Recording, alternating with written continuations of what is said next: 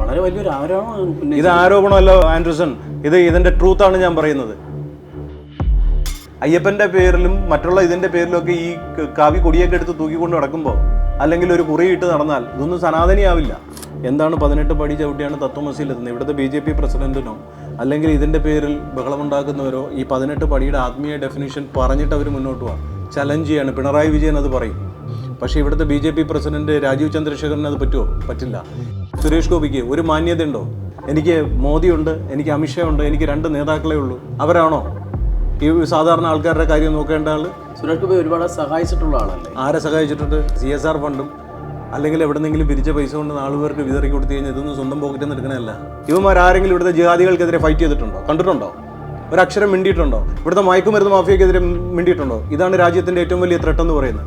അന്ന് സന്തോഷ് മാധവന്റെ പേര് പറഞ്ഞ് ഇവിടുത്തെ മഠങ്ങളും ആശ്രമങ്ങളും ഒക്കെ അടിച്ച് തകർത്ത സമയത്ത് ഇതെല്ലാം പാവാടയുടെ അടിയിലും നൈറ്റിയുടെ അടിയിലൊക്കെ ഒളിച്ചിരുന്ന സാധനങ്ങളാണ്.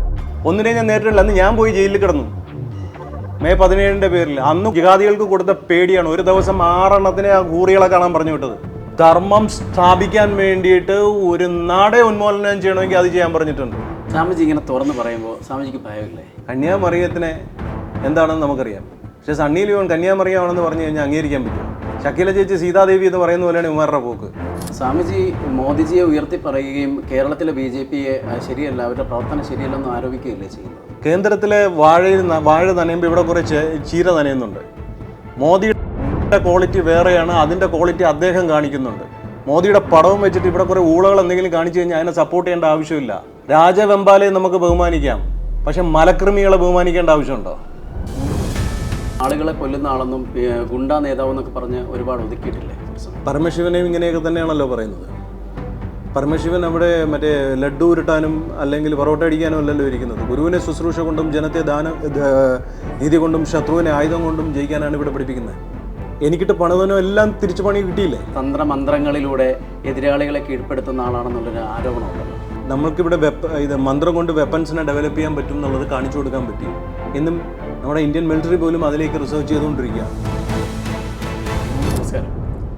ഹിന്ദു മഹാസഭയുടെ സംസ്ഥാന പ്രസിഡന്റ് സ്വാമി ഭദ്രാനന്ദ്ജിയാണ് ഇന്ന് നമ്മോടൊപ്പം ഉള്ളത്. നമസ്കാരം. നമസ്കാരം. ശബരിമലയുമായി ബന്ധപ്പെട്ട് ഒരുപാട് വിവാദങ്ങളൊക്കെ നടന്നുകൊണ്ടിരിക്കുകയാണ്. ഒരു ഭാഗത്ത് ഗവൺമെൻറ്റും മറുഭാഗത്ത് സംഘപരിവാർ സംഘടനകളുമാണുള്ളത്. ശബരിമലയെ സംരക്ഷിക്കും എന്നാണ് ഗവൺമെൻറ് പറയുന്നത്. അങ്ങനെ തീരുമാനത്തിൻ്റെ പുറത്താണ് ഇപ്പോൾ ഒരു വലിയ സമ്മേളനമൊക്കെ അവിടെ നടന്നു. സ്വാമിജിക്ക് എന്താണ് ഇതിനെക്കുറിച്ച് പറയാനുള്ളത്? കമ്മ്യൂണിസ്റ്റ് പാർട്ടിക്കാർ പൊതുവെ ഒരു കാര്യം പറഞ്ഞു കഴിഞ്ഞാൽ അവർ ചെയ്യുന്ന സ്വഭാവക്കാർ ആണെന്ന് എല്ലാവർക്കും അറിയാം. പിന്നെ ചില സാങ്കേതിക പ്രശ്നങ്ങൾ കൊണ്ട് പലതും പണ്ടത്തെ ആ ഒരു രീതി കേരളത്തിൽ നിന്ന് കാണാൻ കഴിയുന്നില്ല എന്നുള്ളത് മറ്റൊരു വിഷയം. എന്നാൽ ഇതൊരു നമ്മൾ വളരെ സൂക്ഷ്മമായി നിരീക്ഷിച്ചു കഴിഞ്ഞാൽ ഇത് അവരുടെ ഒരു പ്രസ്റ്റീജിയസ് ഇതുമായിട്ട് മാറിയിട്ടുണ്ട്. മാത്രവുമല്ല അതിലുപരി ഒരു ധർമ്മത്തിലോടുള്ള അവരുടെ ഒരു ചായ്വ്, ഭക്തിപരമായിട്ടുള്ള കാര്യങ്ങൾക്കുള്ള പ്രസക്തി അവർ തിരിച്ചറിയാൻ സാധിച്ചു. മാത്രമല്ല പിണറായി വിജയൻ അദ്ദേഹം ചെയ്യാൻ കഴിയുന്ന കാര്യം പറഞ്ഞ് ചെയ്യുന്ന ആളാണ്. പക്ഷേ ഇപ്പോൾ ഇവിടുത്തെ നമ്മുടെ അയ്യപ്പൻ്റെ പേര് പറഞ്ഞ ആൾക്കാരെ പറ്റിച്ച് നടക്കുന്ന ആൾക്കാർ എന്തെങ്കിലും ഒരു കാര്യം പറഞ്ഞത് ചെയ്തിട്ടുണ്ടോ? ശബരിമലയിലെ ആചാര ലംഘനം ആദ്യമായിട്ട് ഉണ്ടാക്കിയവരെ തന്നെ പിന്തുണച്ചും മുന്നോട്ട് പോകുന്നവരാണ്. ശബരിമലയെ സംബന്ധിച്ചിടത്തോളം അത് പൊളിറ്റിക്കലൈസ് ചെയ്ത് കൊണ്ടുപോവുകയാണ്. ഹിന്ദുക്കളുടെ ഏറ്റവും വലിയ ഒരു വേദനാകരമായിട്ടുള്ളൊരു കാര്യം എന്ന് പറഞ്ഞാൽ നമ്മുടെ ആൾക്കാർക്ക് അയ്യപ്പൻ എന്താണെന്നോ ശബരിമലയിലിരിക്കുന്ന ആത്മീയ ശക്തി എന്താണെന്നോ എന്തിനാണ് നമ്മൾ ശബരിമല പോകണമെന്നോ ഇതൊന്നും നേരെ ചൊവ്വേ അറിയാൻ അവർക്ക് സാധിച്ചിട്ടില്ല. അവിടുത്തെ മറച്ചു വച്ചിരിക്കുന്ന ശാസ്ത്രീയവും ആത്മീയവുമായിട്ടുള്ള അറിവുകൾ ഇന്നും അയ്യപ്പ ഭക്തർക്കിടയിൽ എത്തിയിട്ടില്ല. അപ്പോൾ ഇവരിപ്പോൾ ഇതിനെ പൊളിറ്റിക്കലൈസ് ചെയ്യുന്നു. സനാതനധർമ്മം പറയുന്നത് എന്താണ്? ഒരാൾ അവിശ്വാസിയായിട്ടുള്ള അല്ലെങ്കിൽ എത്തിസ്റ്റ് ആയിട്ടുള്ള ഒരു ഗ്രൂപ്പ് വിശ്വാസത്തിലേക്ക് വരുമ്പോൾ അവരെ സ്വാഗതം ചെയ്യാൻ പഠിക്കണം. അയ്യപ്പൻ എന്ന് പറയുന്നത് ഇവിടുത്തെ BJPയുടെ മെമ്പറൊന്നുമല്ല, അല്ലെങ്കിൽ അയ്യപ്പൻ ഇവിടെ ഒരു സംഘപരിവാറിൻ്റെയും മെമ്പറല്ല. അയ്യപ്പൻ എന്ന് പറയുന്നത് ആരാണ്? അയ്യപ്പൻ ഏത് സിസ്റ്റമാണ് ഫോളോ ചെയ്യണമെന്ന് പോലും ഇവർക്ക് അറിയില്ല. അവലോക കൊടീശ്വരൻ എന്ന് പറയുന്ന ഒരു ടിബറ്റൻ ഡൈറ്റിയുടെ ഫോളോവറായിരുന്നു അയ്യപ്പൻ. അതുപോലെ തന്നെ അയ്യപ്പനെ പറ്റി നമ്മളുടെ ഇടയിൽ പറഞ്ഞു പരത്തിരിക്കുന്നതാണ് ഹരിഹരപുത്രൻ എന്നാണ്. ഹരിയും ഹരനും ചേർന്ന 2 ആണുങ്ങൾ ചേർന്ന കുട്ടി ഉണ്ടാവുമെന്ന് എവിടെയാണ് പറഞ്ഞിരിക്കുന്നത്? അതുപോലെ തന്നെ ഭസ്മാസുരൻ വരം കൊടുക്കാൻ പോയ സമയത്ത് ഭസ്മാസുരന് വരം കൊടുക്കുന്ന സമയത്താണ് ഈ പ്രശ്നങ്ങളെല്ലാം ഉണ്ടാവുന്നത്. അതുമായി റിലേറ്റ് ചെയ്തിട്ടാണ് ഈ സ്റ്റോറി വരുന്നത്. ഭസ്മാസുരന് ശിവൻ വരം കൊടുക്കുന്നു.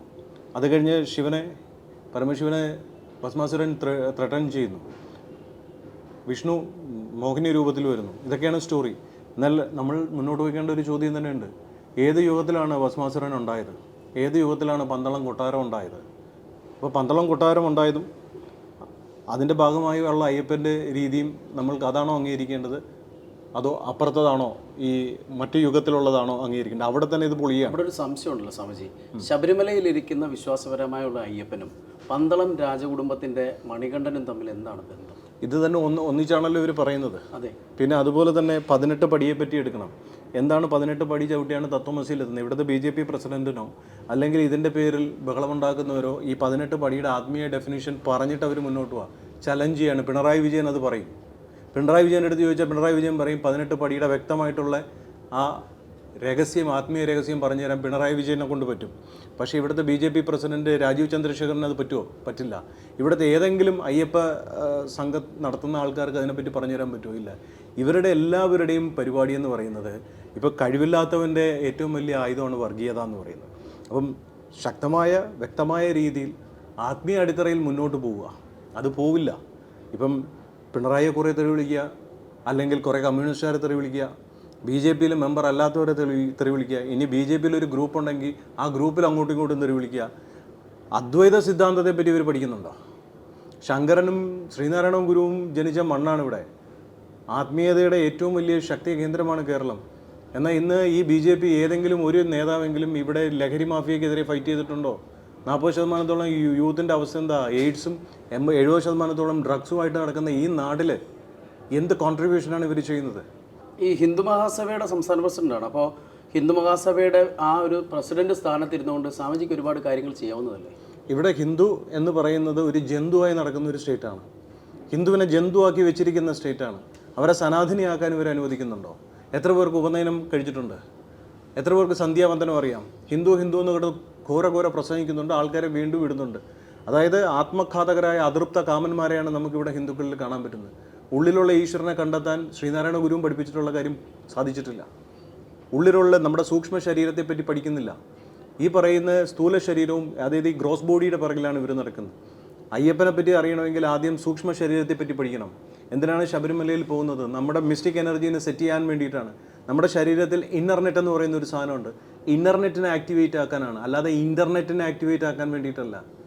നമ്മുടെ ആൾക്കാർക്ക് എത്ര സ്പിരിച്വൽ ബേസ് ഉണ്ട്, അല്ലെങ്കിൽ എത്ര അതിൽ സയൻറ്റിഫിക് രീതിയിലുള്ള അറിവുണ്ട്, ആൾക്കാരുടെ ഓറ റീസെറ്റ് ചെയ്യാനും, അതുപോലെ തന്നെ സുഷുമ്ന ഇട പിങ്കള വെച്ചിട്ട് ചക്രാസ് അലൈൻ ചെയ്യാനും, നമ്മുടെ 72,000 സർപ്പങ്ങളെന്ന് പറയുന്ന നാഡീനെ സ്ട്രോങ് ആക്കാനും വേണ്ടിയിട്ടുള്ളൊരു പ്രോസസ്സിൻ്റെ ഭാഗമായിട്ടാണ് ശബരിമല പോകുന്നത്.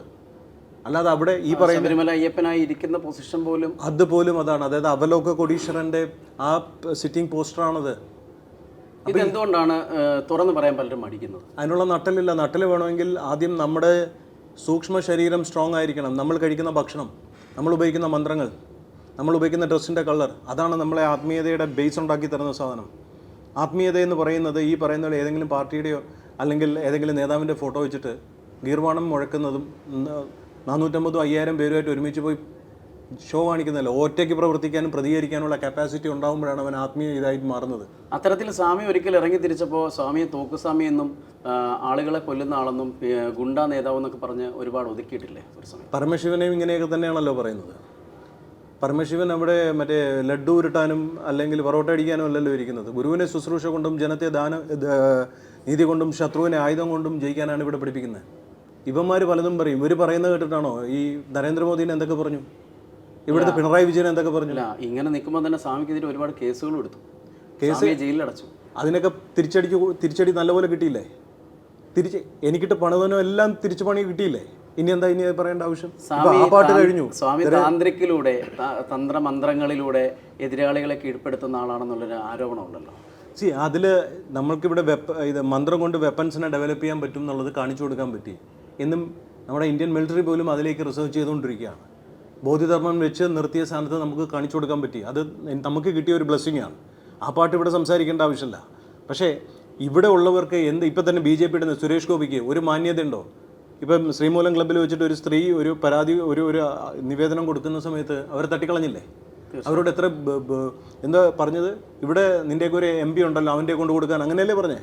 അതുപോലെ വേറൊരു തൃശ്ശൂരിൽ ഒരു പാവപ്പെട്ട ഒരാൾ അദ്ദേഹം ചെന്നൊരു സഹായം ചോദിച്ചപ്പോൾ അദ്ദേഹത്തിനോട് കാണിച്ച ധാർഷ്ട്യം, എന്നിട്ട് പറയുന്നത് എനിക്ക് മോദിയുണ്ട്, എനിക്ക് അമിത്ഷാ ഉണ്ട്, എനിക്ക് 2 നേതാക്കളേ ഉള്ളൂ. അവരാണോ ഈ സാധാരണ ആൾക്കാരുടെ കാര്യം നോക്കേണ്ട ആൾ?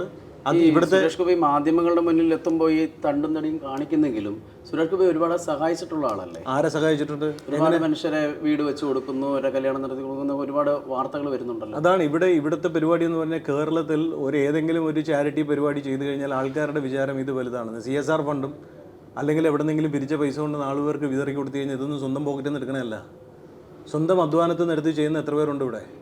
അത് മാത്രമല്ല, പത്മനാഭസ്വാമി ക്ഷേത്രത്തിൽ നിന്ന് 3.25 കോടി രൂപ വ്യാജ ട്രസ്റ്റ് ഉണ്ടാക്കിയിട്ട്, ഗോശാല ട്രസ്റ്റ് ഉണ്ടാക്കിയിട്ട് അവിടെ നിന്ന് എടുത്തുകൊണ്ട് പോയ പൈസ ഇന്നുവരെ തിരിച്ചു കൊടുത്തോ? പത്മനാഭസ്വാമി ക്ഷേത്രത്തിൽ ട്രസ്റ്റ്, വേറൊരു ട്രസ്റ്റ് തുടങ്ങാൻ പാടില്ല. അതുപോലെ തന്നെ രാജീവ് ചന്ദ്രശേഖരൻ, അദ്ദേഹത്തിൻ്റെ പ്രവർത്തനം കണ്ടില്ലേ? മാധ്യമങ്ങളോട് എത്ര രൂക്ഷമായിട്ടാണ് അദ്ദേഹം പെരുമാറുന്നത്. അദ്ദേഹത്തിൻ്റെ ഒരു പൊളിറ്റിക്കൽ മെച്യൂരിറ്റി ഉണ്ടോ? ഇപ്പോൾ തിരുവനന്തപുരത്ത് ഒരു കൗൺസിലർ ആത്മഹത്യ ചെയ്തു. നമ്മുടെ സുഹൃത്താണ്, എൻ്റെ വളരെ വേണ്ടപ്പെട്ട അനിൽജി എന്ന് പറഞ്ഞത്. ചെറുപ്പം തൊട്ട് ഞാനൊക്കെ എട്ടി പഠിക്കുമ്പോൾ 8ാം വയസ്സിൽ സംഗതി പോകുന്നതാണ്. ആ സമയത്ത് തൊട്ട് അദ്ദേഹം ഉള്ളതാണ്. നല്ല വാത്മീകിയാണ്, നല്ല സംഘാടകനാണ്. അവിടുന്ന് ഈ പൈസ വാങ്ങിച്ചുകൊണ്ട് പോയതെല്ലാം ഇതുമായി ബന്ധപ്പെട്ട പ്രവർത്തകർ തന്നെയാണല്ലോ. ഈ 12 കോടിയോളം കിട്ടാനുണ്ട്, 7 കോടി രൂപയുടെ ഇതേ ഉള്ളൂ. പക്ഷേ അതിന് അദ്ദേഹം ചെയ്തു. അദ്ദേഹത്തിന് ഒരു സപ്പോർട്ട് കൊടുക്കാൻ പറ്റും. 20,000 കോടിക്ക് മുകളിൽ ഇവർ അതിൽ ഇപ്പോൾ രാജീവ് ചന്ദ്രശേഖരൻ്റെ ബിസിനസ് എക്സ്പാൻഷൻ്റെ ഭാഗമായിട്ട് ഇവിടെ അദ്ദേഹം ഇൻവെസ്റ്റ് ചെയ്തിരിക്കുന്ന, അല്ലെങ്കിൽ ഇനി അടുത്ത് ഇൻവെസ്റ്റ് ചെയ്യാൻ പോകുന്ന ഫണ്ടിനെ പറ്റി ആർക്കെങ്കിലും അറിയോ? അതിനൊരു 1000 കോടി എടുത്ത് എന്തിൻ്റെ അടിസ്ഥാനത്തിലാണ് സ്വാമിജി അങ്ങനെ പറയുന്നത്? എന്ത് തെളിവാണ്? ഏത് തെളിവ്? ഇത്രയും ഫണ്ടിങ് ഇവർ ചെയ്യുന്നു. അല്ല, അദ്ദേഹത്തിന് he's a stinking rich man. Is a corporate, is not a politician. He just want to do politics, that's it. അല്ലാതെ പൊളിറ്റിക്സിലൂടെയാണ്. ഇന്ന് politics is one of the best business now in the country. ഇവിടെ അതുപോലെ തന്നെ മറ്റൊരു കാര്യം എടുക്കൂ. ഇവിടുത്തെ ഹിന്ദുക്കളുടെയും RSSൻ്റെയും വികാരം എന്ന് പറയുന്നത് എന്തായിരുന്നു?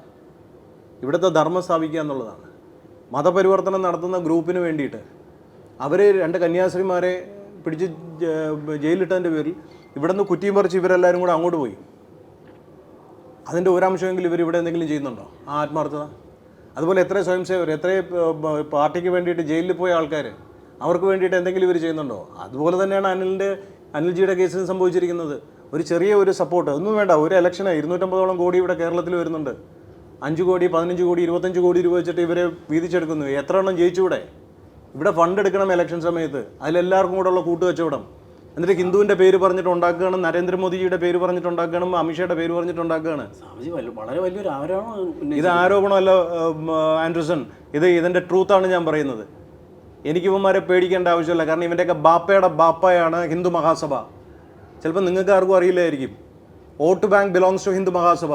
ഹിന്ദു മഹാസഭയിൽ നിന്നാണ് ജനസംഘം ഉണ്ടാകുന്നത്. ജനസംഘം എന്നാണ് BJP ഉണ്ടാവുന്നത്. അതായത് BJPക്കും RSSനും മുൻപുണ്ടായ സംഘടനയാണ്. ഇന്ത്യയുടെ ഒറിജിനൽ പൊളിറ്റിക്കൽ പാർട്ടി. പിന്നെ ആൾക്കാർക്കെന്ന് പറയുന്നത് ഇവിടുത്തെ ഇതെന്ന് പറഞ്ഞാൽ ജസ്റ്റ് ലൈക്ക് എ മാസ്ട്രബേറ്ററി. ചുമ്മാ ഇങ്ങനെ ഓരോ കാണിച്ചുകൊണ്ടിരിക്കാനേ ഇവന്മാർക്ക് അറിയുള്ളൂ. ഇവന്മാർ ആരെങ്കിലും ഇവിടുത്തെ ജിഹാദികൾക്കെതിരെ ഫൈറ്റ് ചെയ്തിട്ടുണ്ടോ? കണ്ടിട്ടുണ്ടോ? ഒരക്ഷരം മിണ്ടിയിട്ടുണ്ടോ? ഇവിടുത്തെ മയക്കുമരുന്ന് മാഫിയക്കെതിരെ മിണ്ടിയിട്ടുണ്ടോ? ഇതാണ് രാജ്യത്തിൻ്റെ ഏറ്റവും വലിയ ത്രെട്ട് എന്ന് പറയുന്നത്. അതിനെതിരെ ഫൈറ്റ് ചെയ്യുന്നത് അവിടെ മോദിജിയാണ്. ഇവിടെ ഈ സൗത്ത് ഇന്ത്യയിൽ ഞാൻ ചെയ്തിട്ടുള്ള കോൺട്രിബ്യൂഷൻ എന്തൊക്കെയാണെന്ന് അറിയുന്നവർക്കറിയാം. ഇവർക്ക് അതിലൊന്നും അല്ല ഇവർക്ക് വിഷയം. ഇവർക്ക് ഇലക്ഷൻ വരണം, ഇവിടെ ഷോ കാണിക്കണം, കുറേ പൈസ ഉണ്ടാക്കണം, പിന്നെ കുറേ വേണ്ടാത്ത പല പരിപാടികളുണ്ട്. എല്ലാം എനിക്കിപ്പോൾ പറയാൻ താല്പര്യമില്ല. മാത്രമല്ല, ഇത് കുറച്ചുകൂടി ഇവിടുത്തെ ഹിന്ദുക്കൾ തിരിച്ചറിയട്ടെ. സ്വാമിജി മോദിജിയെ ഉയർത്തി പറയുകയും കേരളത്തിലെ BJPയെ ശരിയല്ല, അവരുടെ പ്രവർത്തനം ശരിയല്ലെന്ന് ആരോപിക്കുകയല്ലേ ചെയ്യുന്നത്? കേന്ദ്രത്തിലെ വാഴ നനയുമ്പോൾ ഇവിടെ കുറേ ചീര നനയുന്നുണ്ട്. മോദിയുടെ ക്വാളിറ്റി വേറെയാണ്, അതിൻ്റെ ക്വാളിറ്റി അദ്ദേഹം കാണിക്കുന്നുണ്ട്. മോദിയുടെ പടവും വെച്ചിട്ട് ഇവിടെ കുറേ ഊളകൾ എന്തെങ്കിലും കാണിച്ചു കഴിഞ്ഞാൽ അതിനെ സപ്പോർട്ട് ചെയ്യേണ്ട ആവശ്യമില്ല. രാജവെമ്പാലയെ നമുക്ക് ബഹുമാനിക്കാം, പക്ഷെ മലക്കൃമികളെ ബഹുമാനിക്കേണ്ട ആവശ്യമുണ്ടോ? അതും ഇഴഞ്ഞും പാമ്പ് പോലെയാണ് പോകുന്നത്. പക്ഷെ മലക്കൃമി എന്താണെന്നും രാജവെമ്പാല എന്താണെന്നുള്ള തിരിച്ചറിയണമെങ്കിൽ ഇതിനകത്ത് എന്തെങ്കിലും വേണം. ഇവന്മാരാരെ പേടിക്കണേ? ഇവരെന്താ ചെയ്യാൻ പോകണം? ഇവന്മാരും കോൺഗ്രസും എല്ലാം ചെയ്യുന്നത് സെയിം തന്നെയല്ലേ? തമ്മിലൊക്കെ ഒരു ഒത്തുകളി ഉണ്ടെന്ന് എല്ലാവർക്കും, ഇവിടുത്തെ രാഷ്ട്രീയക്കാരുടെ എല്ലാവർക്കും ഒരു തന്തയാണ്. തട്ടിപ്പും വെട്ടിപ്പും നടത്താനും ഒരു തന്തയുള്ളൂ. എന്താ കൊടകരയിലെ പൈസ അടിച്ചുകൊണ്ട് പോയത് എന്താ അന്വേഷിക്കാത്ത? ബാക്കി കാര്യങ്ങൾ എന്താ വെളി കൊണ്ടുവരാത്ത? തൃശ്ശൂരിലെ മെയിൻ നേതാവും സുരേന്ദ്രനും എല്ലാവരുമായിട്ടുള്ള ഇൻവോൾവ്മെൻറ്റ് എന്തുകൊണ്ടും പറയാൻ പറ്റാത്ത ആർക്ക്? അതിൻ്റെ നിയമ നടപടികൾ എന്തുകൊണ്ട് എടുക്കുന്നില്ല? ഇപ്പം ജനങ്ങളെ പറ്റിക്കുകയാണ്. പിന്നെ ജനങ്ങൾ മനസ്സിലാക്കാനുള്ള മൂള കിട്ടുന്ന സമയത്ത് ഇപ്പോൾ അയ്യപ്പൻ്റെ ഫോട്ടോ, അയ്യപ്പനൊരു വികാരം ഒഴിച്ചു വിടുന്നു. അയ്യപ്പൻ്റെ പേര് പറഞ്ഞ് കേരളത്തിലെ ഏറ്റവും വലിയൊരു വർഗീയ കലാപം ഇവിടെ ഉണ്ടാക്കാൻ ശ്രമിച്ചില്ലേ പ്രതീഷ് വിശ്വനാഥും ഗ്രൂപ്പും? അതായത് എത്ര പേരെ കൊല്ലാൻ ശ്രമിച്ചു? എത്ര പേര് മറ്റേ തിരുവനന്തപുരത്തോട്ട് മാർച്ച് നടത്തി പോലീസ് നേരെ പെട്രോൾ ബോംബും പോലീസിന് നേരെ കല്ലേറും എറിയാൻ ശ്രമിച്ചു. ആ തിക്കും തിരക്കിലും ഇവിടെ എത്ര പേര് മരിക്കുമായിരുന്നു. അതിനെ അന്ന് നിർത്താൻ വേണ്ടിയിട്ട് ഞാനും അതുപോലെ തന്നെ ഇവിടുത്തെ EP ജയരാജനും അന്ന് CM US-ലായിരുന്നു. പാവങ്ങളാണ് നമ്മുടെ ഹിന്ദുക്കൾ. അവർക്കിതൊരു വികാരമാണ്. പക്ഷേ ഈ ഭക്തി എന്ന് പറയുന്ന പടി ചവിട്ടിയേ യുക്തിയിലെത്താൻ പറ്റുള്ളൂ, യുക്തി എന്ന് പറഞ്ഞ പടി ചവിട്ടിയേ മുക്തിയിലെത്താൻ പറ്റുള്ളൂ. ആൾക്കാരെ സ്പിരിച്വൽ എൻലൈറ്റ്മെൻറ്റിലേക്ക് നയിക്കുന്ന ഒരു പ്രോസസ്സും ഇവിടെ നടക്കുന്നില്ല. ഇപ്പം എനിക്കിതിനെപ്പറ്റി കൂടുതൽ സംസാരിക്കാൻ ഇപ്പം ഞാൻ മിണ്ടാണ്ടിരിക്കുന്നത് എന്താണെന്ന് വെച്ച് കഴിഞ്ഞാൽ ഇവിടുത്തെ ആൾക്കാർ റിയലൈസ് ചെയ്യട്ടെ, ആരാണ് ശരി ആരാണ് തെറ്റെന്ന് മനസ്സിലാവട്ടെ. ഞാനിവിടെ ഒരു രാജ്യദ്രോഹം നടത്തിയിട്ടില്ല, ഒരു പെണ്ണിനെയും ബലാത്സംഗം ചെയ്തിട്ടില്ല, ഞാനിവിടെ ആരുടെയും പൈസ പറ്റിച്ചുകൊണ്ട് പോയിട്ടില്ല, ഞാൻ ആർക്കും ഒരു വാഗ്ദാനം കൊടുത്തിട്ടില്ല, ഞാനിവിടെ മയക്കുമരുന്ന് കച്ചവടം നടത്തിയ ആൾക്കാരെ നഷ്ടപ്പെടുത്തി ഈ ജീവൻ കുട്ടിച്ചോറാക്കിയിട്ടില്ല. ഇതിനൊക്കെ എതിരെ ഞാൻ ഫൈറ്റ് ചെയ്തിട്ടേ ഉള്ളൂ. പിന്നെ എന്നെ ഉൾക്കൊള്ളുന്ന കേരളത്തിൽ കുറച്ച് തന്തയ്ക്ക് പറഞ്ഞ ആൾക്കാരുണ്ട്, നല്ല തന്തയ്ക്ക് പറഞ്ഞ ആൾക്കാർ കേരളത്തിലുണ്ട്, ധർമ്മപുത്രന്മാരുണ്ട്. അവർക്ക് എന്നെ ഇഷ്ടമാണ്, അവരെൻ്റെ കൂടെയുണ്ട്. പക്ഷെ ആൾക്കാർ മനസ്സിലാക്കട്ടെ, മോദിജി അവിടെ നിന്ന് എല്ലാ സഹായവും ഇവർക്ക് ചെയ്തു കൊടുത്തു. RSSകാർ, നല്ല ഒറിജിനൽ RSSകാർ എല്ലാ രീതിയിലും സഹായം ചെയ്യാൻ തൽപരരാണ്. പക്ഷെ അവരെ ഒന്നും ഇവിടെ ആരും അംഗീകരിക്കുന്നില്ല. ഇതൊരു കോക്കസിൻ്റെ കയ്യിലാണ് ജയിലിൽ കിടന്നത്, കൊല്ലപ്പെട്ടത് എത്ര കുടുംബങ്ങൾ, എത്ര സ്വയംസേവകർ. ഞാനും ഒരു സ്വയംസേവനാണ്. ഇപ്പോഴും അങ്ങനെ തന്നെയാണ്. ഒരു RSSകാരൻ ജനിച്ച RSS മരിക്കണവരെ RSS തന്നെയാണ്. RSSൻ്റെ സ്വഭാവം അല്ല ഇത്. BJP എന്ന് പറയുന്നത് ബിസിനസ് ജനതാ പാർട്ടിയായി മാറി, ബ്രോക്കേഴ്സ് ജനതാ പാർട്ടിയായി മാറി. ഇവിടെ കുറേ ബീജമില്ലാ ജനതാ പാർട്ടിയായിട്ട് മുന്നോട്ടും പോകുന്നുണ്ട്. ഇവനൊക്കെ നമ്മൾ എന്തിൻ്റെ അർത്ഥത്തിൽ അംഗീകരിക്കണം? ഇവനെന്താ ഒരു സാധാരണ ജനങ്ങളിലേക്ക് ഇപ്പോൾ കമ്മ്യൂണിസ്റ്റുകാർ പിടിച്ചിരിക്കുന്നത് എന്താ? അവർക്ക് വീടാന്തരം കയറി അവർ വർക്ക് ചെയ്യുന്നുണ്ട്. അവർക്ക് ജനങ്ങളുടെ വേദനയും വിഷമങ്ങളും അറിഞ്ഞു പോകുന്നുണ്ട്. കുറച്ച് പേര് എല്ലാത്തിലും പുഴുക്കുത്തുകളുണ്ട്. CPM-നകത്തുകൊണ്ട് പ്രശ്നങ്ങൾ. ഒരു 5 വർഷം കഴിഞ്ഞാൽ BJP കേരളത്തിൽ അധികാരത്തിൽ വരുമെന്നുള്ള ഒരു ടോക്ക് വരുന്നുണ്ട്. അതിനെക്കുറിച്ച് സ്വാമിജി എന്താ പറയുന്നത്? അതെ, ഈ ആൾക്കാർക്ക് എന്തും പറയാമല്ലോ. ഇപ്പം കന്യാമറിയം എന്ന് പറയുന്ന ഒരു വ്യക്തി, കന്യാമറിയത്തിനെ എന്താണെന്ന് നമുക്കറിയാം. പക്ഷേ സണ്ണി ലിയോൺ കന്യാമറിയമാണെന്ന് പറഞ്ഞു കഴിഞ്ഞാൽ അംഗീകരിക്കാൻ പറ്റുമോ? അതേ അവസ്ഥയാണിത്. പഴയ ഷക്കീല ചേച്ചി ഇല്ലായിരുന്നോ കേരളത്തിലെ? ഷക്കീല ചേച്ചി സീതാദേവി എന്ന് പറയുന്ന പോലെയാണ് ഇവന്മാരുടെ പോക്ക്. അറിയുന്നവർക്ക് അറിയാം എന്താണെന്ന്, അറിയാത്തവന്മാരങ്ങനെ വിശ്വസിച്ചോട്ടെ. രണ്ടുപേർക്കും ഉണ്ടല്ലോ ഫാൻസ്. സ്വാമിജി ഇങ്ങനെ തുറന്ന് പറയുമ്പോൾ സ്വാമിജിക്ക് ഭയമില്ലേ? ഞാനെന്തിനാണ് ഭയക്കുന്നത്? നമ്മൾ രാത്രി ഉറക്കത്തിൽ ഒരു ആന നമ്മളെ കുത്താൻ വരുന്നു, അത് നമ്മുടെ ക്രിയേഷനാണ് അല്ലേ? നേരിട്ട് ഒരു ആന കുത്താൻ വരുന്നു, രണ്ടിനെ കണ്ടാലും ആൾക്കാർ ഉറക്കത്തിൽ ഞെട്ടും നേരിട്ട് ഓടുകയൊക്കെ ചെയ്യും. നമ്മുടെ തന്നെ ഓൺ ക്രിയേഷനാണിതും. അവർക്കൊക്കെ ഇവർ കുറേ ഭീഷണികളും ഇതുമൊക്കെ ഉണ്ടാക്കുന്നുണ്ടല്ലോ. എനിക്ക് my concern is my country, my culture and my citizen. എൻ്റെ ജനത, എൻ്റെ സംസ്കാരം, എൻ്റെ രാജ്യം, ഇത് മാത്രമേ എനിക്ക് വലുതുള്ളൂ. ഇതിനെതിരെ ആര് നിൽക്കുകയാണെങ്കിലും അവർക്കെതിരെ എനിക്ക് പറ്റുന്ന രീതിയിലൊക്കെ ഞാൻ പോരാടും. എന്നെ സപ്പോർട്ട് ചെയ്യുന്നവർ ഉണ്ടെങ്കിൽ അവരുടെ ഒപ്പം നിന്ന് ഞാൻ പോരാടും. ഇപ്പം ഞാൻ ഇത്രയും പറയുമ്പോൾ പെട്ടെന്ന് എന്നെപ്പറ്റി കുറേ ദിശാവ് അങ്ങനെ പറഞ്ഞു ഇങ്ങനെ പറഞ്ഞു, CPM-നെ പറഞ്ഞു, അല്ല CPM-നെ സപ്പോർട്ട് ചെയ്യും. ഞാൻ CPM-നെ ഇതൊന്നുമല്ല. പിന്നെ ലോകത്ത് ആദ്യമായിട്ട് സഖാവി എന്ന് വിളിക്കുന്ന ഭഗവാൻ ശ്രീകൃഷ്ണൻ അർജുനനെയാണ്. സഖാവി എന്ന്, സഹോദര തുല്യനായ സുഹൃത്ത്. വസുദേവ കുടുംബത്താണ് കമ്മ്യൂണിസം വരെ ഉണ്ടായത്. അവർ നമ്മളിൽ നിന്ന് അകന്നവരല്ല, ഒരു പുഴയുടെ അപ്പുറം ഇപ്പുറം നിൽക്കുന്നവരാണ് എന്നാണ് PP മൂന്തേട്ടൻ പോലും എൻ്റെ അടുത്ത് പറഞ്ഞിട്ടുള്ളത്. അപ്പോൾ അവരിതിലേക്ക് ധർമ്മപാതയിലേക്ക് വരുന്നെങ്കിൽ സ്വാഗതം ചെയ്യണം. പിന്നെ ഇവർക്ക് ഈ അയ്യപ്പൻ്റെ പേരിലും മറ്റുള്ള ഇതിൻ്റെ പേരിലൊക്കെ ഈ കാവി കൊടിയൊക്കെ എടുത്ത് തൂക്കിക്കൊണ്ട് നടക്കുമ്പോൾ, അല്ലെങ്കിൽ ഒരു കുറിയിട്ട് നടന്നാൽ ഇതൊന്നും സനാതനിയാവില്ല. ധർമ്മത്തെ ഇവരെ ഒന്നും ഞാൻ കണ്ടിട്ടില്ലല്ലോ ഈ ഫൈറ്റിന്. അന്ന് സന്തോഷ് മാധവൻ്റെ പേര് പറഞ്ഞ് ഇവിടുത്തെ മഠങ്ങളും ആശ്രമങ്ങളും ഒക്കെ അടിച്ച് തകർത്ത സമയത്ത് ഇതെല്ലാം പാവാടയുടെ അടിയിലും നൈറ്റിയുടെ അടിയിലൊക്കെ ഒളിച്ചിരുന്ന സാധനങ്ങളാണ്. ഒന്നിനെ ഞാൻ നേരിട്ടില്ല. അന്ന് ഞാൻ പോയി ജയിലിൽ കിടന്നു May 17-ന്റെ പേരിൽ. അന്ന് കൊടുത്ത ജിഹാദികൾക്ക് കൊടുത്ത പേടിയാണ്. ഒരു ദിവസം 6 എണ്ണത്തിനെ ആ ഹൂറികളെ കാണാൻ പറഞ്ഞു വിട്ടത്. ആ പേടി ഇവർക്കുണ്ട്, അല്ലാതെ ഇവരൊന്നും ഉണ്ടാക്കിയിട്ടില്ല. 92-ൽ എൻ്റെ കൂടെയുള്ള എൻ്റെ ചേട്ടന്മാരാണ് ഈ സംഘത്തിലുള്ളവർ ഇവർക്കെതിരെ ഫൈറ്റ് ചെയ്തിട്ടുള്ളത്. അതോടുകൂടി സംഘത്തിൻ്റെ ആ ഒരു വീരഭാവം പിന്നെ കണ്ടിട്ടില്ല കേരളം. പിന്നെ കേരളത്തിൽ സംഘം എന്ന് പറയുന്ന പൊളിറ്റിക്കലൈസ് ചെയ്ത് പോവുകയാണ്. നോർത്തിൽ സംഘം എന്ന് പറഞ്ഞു കഴിഞ്ഞാൽ റിലീജിയസ് കമ്മ്യൂണൽ രീതിയിൽ പോവുകയാണ്. അവിടെ ധർമ്മപാത എന്താണെന്ന് അവർക്കറിയാം. ഇവിടെ അതല്ല. പിന്നെ ഈ പറയുന്ന പോലെ വെറുതെ ഒരുതരം പ്രോസ്റ്റിറ്റ്യൂട്ട് മെൻറ്റാലിറ്റി ആയിട്ട് നടന്നാലൊന്നും ധർമ്മം സ്ഥാപിക്കാൻ പറ്റില്ല. ശ്രീകൃഷ്ണൻ്റെ ഫോട്ടോ വെച്ചിട്ട് വീട്ടിൽ തൂക്കിയിടാനേ അറിയുള്ളൂ. വിവേകാനന്ദൻ്റെ ഫോട്ടോ തൂക്കിയിടാനേ അറിയുള്ളൂ, ഹൃദയത്തിൽ പതിപ്പിക്കാൻ അറിയില്ല. അധർമ്മം കണ്ടിട്ടും മൗനം ഭജിക്കുന്നവനാണ് യഥാർത്ഥ അധർമ്മി എന്ന് വിവേകാനന്ദ സ്വാമി പറഞ്ഞിട്ടുണ്ട്. ധർമ്മം സ്ഥാപിക്കാൻ വേണ്ടിയിട്ട് ഒരു നാടേ ഉന്മൂലനം ചെയ്യണമെങ്കിൽ അത് ചെയ്യാൻ പറഞ്ഞിട്ടുണ്ട്. ഇവിടെ ഇപ്പം നമ്മുടെ ശത്രു വീർ സവർക്കർജി പറഞ്ഞ പോലെ I am not afraid of Britishers, I am not afraid of Musalmans, but I am afraid of Hindus. ഇവിടുത്തെ ഹിന്ദു എന്ന് പറഞ്ഞ് കിടക്കുന്ന കുറേ ദുര്യോധനന്മാരെയും കംസന്മാരെയും ശകുനിമാരെയാണ് നമ്മൾ തിരിച്ചറിയേണ്ടത്. ഓക്കെ. Thank you.